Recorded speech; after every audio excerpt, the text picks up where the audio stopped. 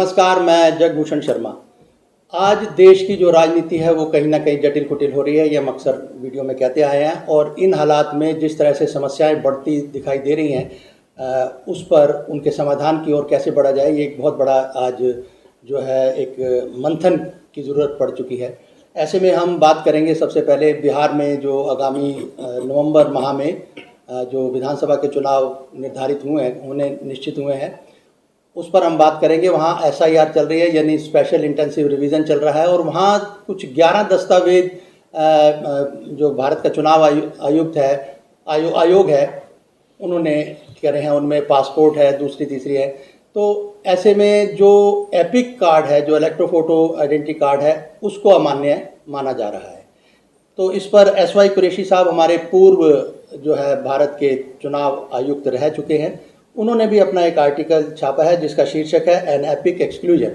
तो इस तरह से मैं इस एपिक एक्सक्लूजन को, इसको जिस तरह से वो बाहर किया जा रहा है उस 11 दस्तावेजों में, इस पर मैं हमारे साथ आज एंटी करप्शन फ्रंट के जो फाउंडर प्रेसिडेंट हैं एडवोकेट एमपी नागर साहब, उनसे जानना चाहेंगे कि भाई ये एसआईआर में ये ऐसे जो पुख्ता जो दस्तावेज हैं उनको कैसे अमान्य माना जा रहा है, क्योंकि इसके साथ आधार कार्ड को भी आमतौर पर वो नहीं मानना चाह रहे। जो मौजूदा हमारा जो चुनाव आयोग कह लूँ मैं, तो वो नहीं मानना चाह रहा है। एक बात तो ये है। और दूसरा, पंजाब में भी जो बाढ़ आई है, इसको भी मानव निर्मित ज़्यादा करार दिया जा रहा है, जबकि जो आपदा है प्रकृति है या मानव निर्मित है। इस पर भी मैं नागर साहब से सवाल करना चाहूँगा कि इनका क्या नज़रिया है। तो सबसे पहले हम एसआईआर के मुद्दे पर एपिक की बात करते हैं। तो सर, क्या कहना चाहेंगे, किस तरह से, जिस तरह ये जो वोटर आई कार्ड कह लें या इलेक्ट्रोफोटो आइडेंटिटी कार्ड है, इसको कैसे, क्यों नज़रअंदाज किया जा रहा है? जी, सभी को नमस्कार।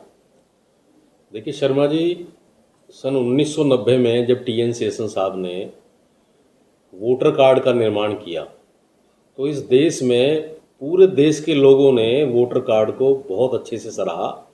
और सबसे बड़ी बात ये हुई कि जो विपक्ष था, जो मौजूदा जो आज पार्टी है सत्ता में, इसने भी बड़ी तारीफ की कि भाई जो वोटर कार्ड जो बना है, टीएन शेषन साहब ने जो वोटर कार्ड बनाया है, वो एक चमत्कारिक क्रांति है।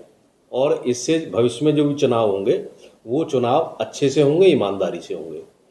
परंतु अब जो देखा जा रहा है, इस स्पेशल इंटेंसिव एक रिपोर्ट के माध्यम से, एक रिवीजन के माध्यम से, खासकर अभी जो बिहार में जो आगामी चुनाव हैं, इन चुनाव को लेकर जो एक चर्चा चली है कि भाई जो 11 दस्तावेज जो डॉक्यूमेंट मांगे हैं इलेक्शन कमीशन ऑफ इंडिया ने, उन 11 में से अभी, क्योंकि पीछे बेंच थी जस्टिस सूर्यकांत जी की, तो उसमें ये डिसाइड हुआ कि क्या 11 में से 10 दस्तावेज फेक हैं। अगर 10 दस्तावेज फेक हैं तो ये पीछे वाली सरकार है, ये मौजूदा सरकार इन दस्तावेज को बनाई क्यों रही है, ये दस्तावेज किस लिए बनाए जा रहे हैं। सबसे बड़ी बात ये है कि ये इनकी ईमानदारी पे एक सवाल उठता है इस बात का कि क्या इलेक्शन कमीशन ऑफ इंडिया इस सरकार के कहीं कब्जे में तो नहीं। पहला सवाल तो ये उठता है। दूसरा सवाल ये उठता है कि क्या 11 में से 10 दस्तावेज फेक हो सकते हैं। अगर वो 10 के 10 दस्तावेज फेक हैं, तो ऐसा कौन सा डॉक्यूमेंट है जो सही मायने में ठीक है।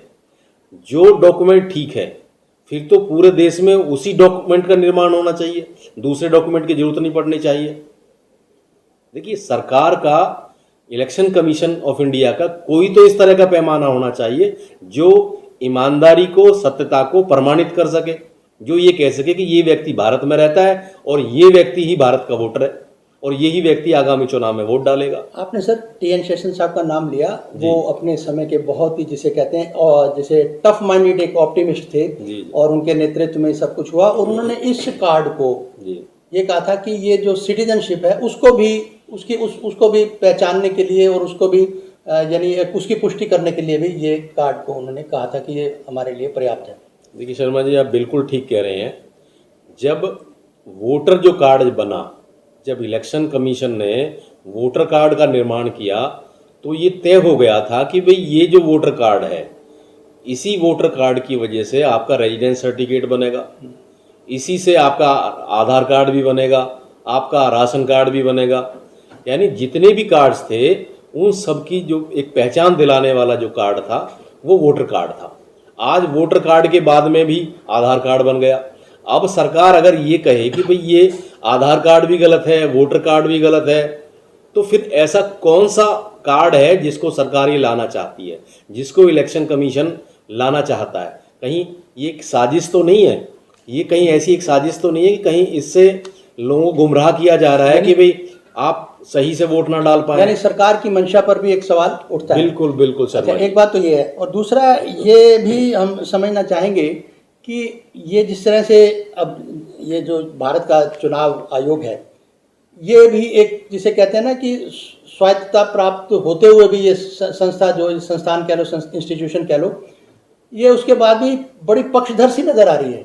हालांकि मुख्य चुनाव आयुक्त जो हैं ज्ञानेश कुमार जी, उनका ये कहना है कि भारत का चुनाव आयोग वो निष्पक्ष है, वो किसी पार्टी विशेष की तरफ उसका झुकाव नहीं है, उनका कथन है।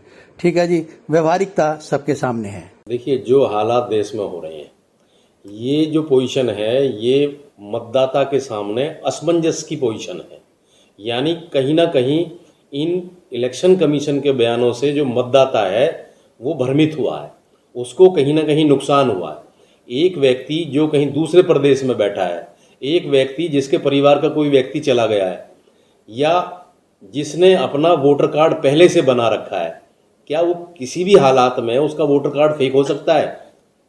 नहीं, सवाल ये आप जिस तरह से अपनी निष्पक्षता का ये दम भर रहे हैं, मैं उस पर सवाल कर रहा हूँ। वो जिस तरह से दम भर रहे हैं कि चुनाव आयोग, तो भारत का चुनाव आयोग निष्पक्ष है, उस पर आप क्या कहना चाहेंगे? बस एक लाइन के अंदर, कितना निष्पक्ष है, कितना नहीं, बस इतना ही।